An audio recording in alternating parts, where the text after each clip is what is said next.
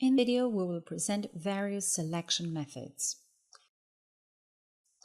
Let's start with the basic selection tools, which you can find under the Selections icon of the toolbar on the left part of the application window. Place the mouse cursor on top of the selection icon, and you see that there are two selection tools, the Rectangle Selection and the Lasso Selection tool. Let's begin with the Rectangular Selection tool. When you turn this on, you are in selection mode. You can simply click on an object to select it. The object that you select gets a highlighted rectangle. Using the controls of this highlighted rectangle, you can transform the object. This operation is described in a separate video. If you click and drag to form a box around an area, whatever is completely inside this area gets selected. You can also include objects that are not completely within the selection. Hold the Alt key down and put the selection rectangle slightly on top of an object that you wish to select, but around which you can't completely form a rectangle. Release the mouse and you will see that these slightly covered objects are also selected. If you want to unselect everything, simply click on an empty space. You can also select multiple objects holding the Control key down and then clicking on the objects to select them.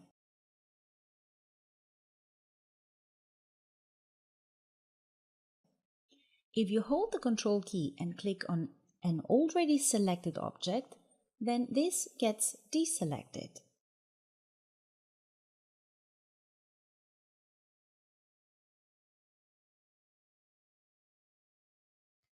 Now let's see the lasso selection.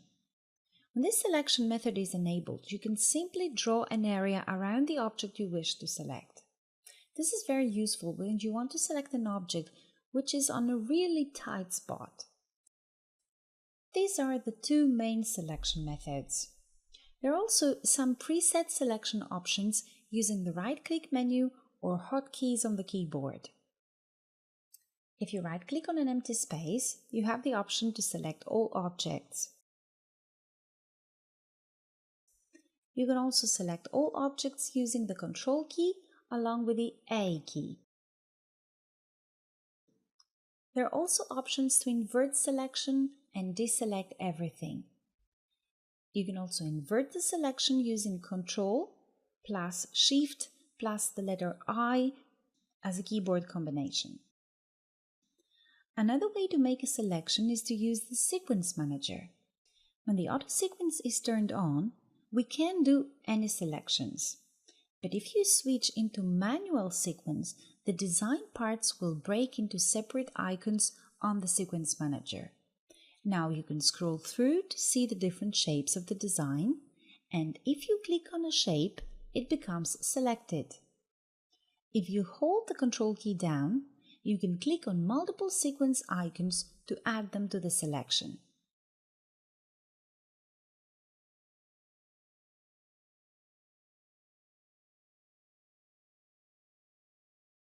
Additionally, if you hold the Shift key, you can select all the in-between objects. Hold the Shift key down and click on the first icon, then scroll to the last object, and holding the Shift key, click on the last item. Now all the sequence icons from the first one to the last one get selected.